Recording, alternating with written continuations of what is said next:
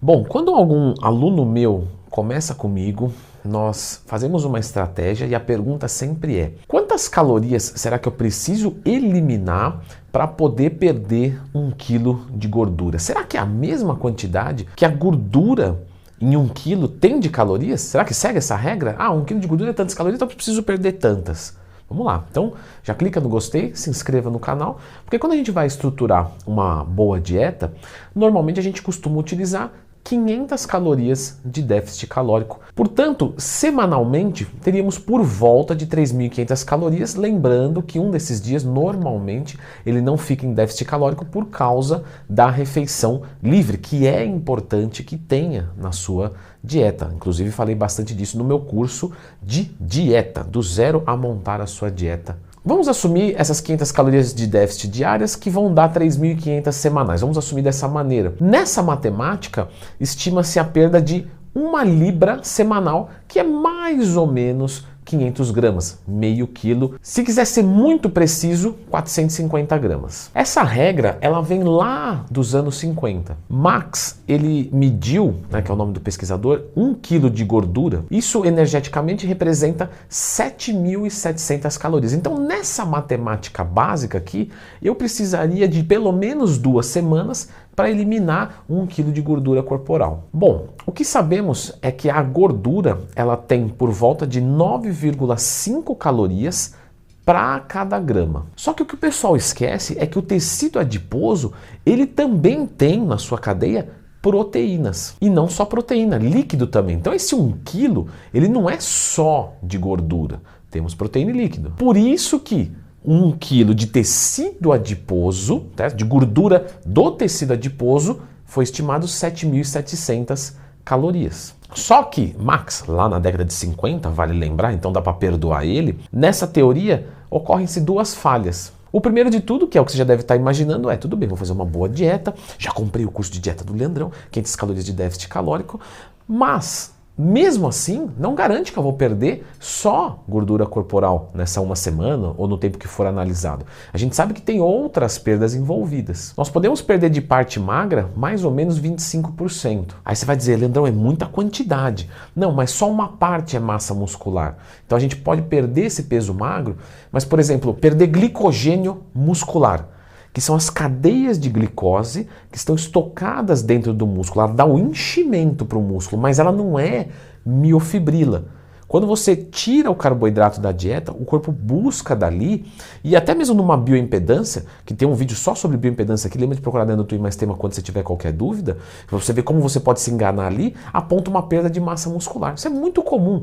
A pessoa vai lá no consultório, faz uma bioimpedância, faz tudo certinho, quando volta fala, nossa, perdi massa muscular, Leandro. Aí eu tenho que explicar. Não, você perdeu glicogênio muscular. Tanto é que se eu falar para essa pessoa aumentar o carboidrato dela por um dia só, no outro dia aponta um ganho. E obviamente não dá para ganhar 2 quilos de miofibrila do dia para a noite.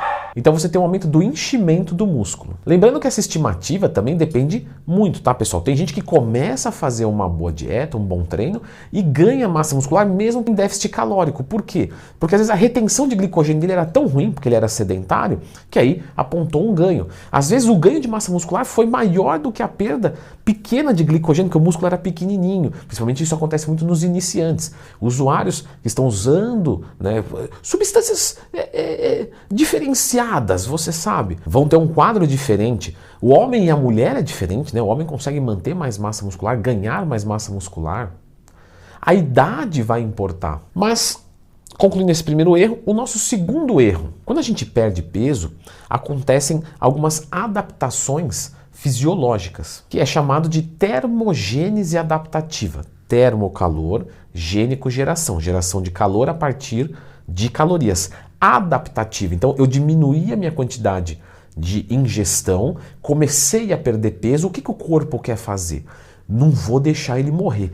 Talvez ele mereça. Ele dorme pouco, ele fica estressado, ele fuma, mas eu não vou deixar ele morrer, ele é bonzinho. E aí ele diminui o seu gasto energético para que equilibre com a ingestão e pare de perder peso. Por isso que você estagna. Leandro, como é que eu evito assim de atingir esse platô? é inevitável. Isso é fisiológico, é autônomo. O seu corpo vai fazer por você. É sobrevivência. Então você vai estagnar.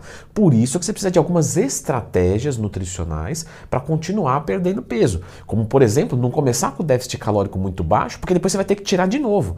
Ou adicionar gasto. Então você não vai começar com o cardio 2 horas por dia, porque a hora que estagnar você já não tem mais o que fazer. E você começa a entender que aquelas dietas extremistas de 0 carbo e 2 horas de cardio por dia não vão funcionar, porque a hora que estagnar você não tem mais o que fazer. Aí o que você faz? Você senta e chora. Melhor do que isso, você senta e come pudim, e come bolo e recupera tudo. E não só recupera tudo, recupera mais. Por quê? Termogênese adaptativa. Olha só, o seu metabolismo estava aqui e você comia isso aqui, você reduziu. Aí ele reduziu também, aí você reduziu, ele reduziu também. Beleza. Só que quando você não consegue mais perder peso, você começa a comer tanta caloria, seu metabolismo está tão lá embaixo que você perde 10 e recupera 12.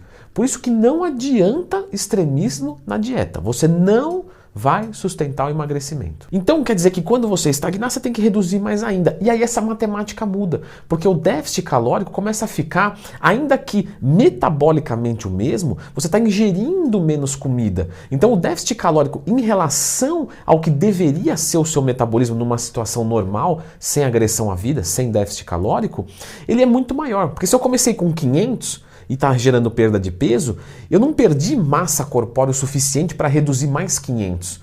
Só que eu tenho que fazer essa redução porque metabolicamente já estagnou. E como é que são os mecanismos para o corpo fazer isso? Tireoide funciona pior, testosterona funciona pior, e tudo isso vai reduzindo a taxa metabólica basal. E tudo isso é muito ruim também para a manutenção do músculo. Quanto mais o seu percentual de gordura fica baixo, mais oferecimento de perda de massa muscular você tem. Por isso que é difícil você conservar grande quantidade de massa muscular e um nível de definição absurdo. Portanto, essa regra de eu preciso de 7.700 calorias de déficit calórico para perder 1 kg de gordura não vão servir. Porque você pode fazer essas 7.700, só que perder glicogênio, massa muscular e um pouco de gordura também. Resumindo, realmente 1 kg de gordura corporal, de tecido adiposo, nós vamos ter aí 7.700 calorias. Mas se você tiver 7.700 calorias de déficit calórico na sua dieta, não garante que você vai perder esse 1 kg, porque existem outros tecidos envolvidos nesse processo. Eu fiz uma outra lista complementar a essa, que são várias coisas que você aprendeu errado na musculação. Porque essa, se você tinha algum número, alguma expectativa nesse sentido, se aprender errado, existem outras que é importante que você entenda para você ter uma boa estratégia, não se frustrar com os resultados e chegar no corpo que você quer. Então dá uma conferida aqui.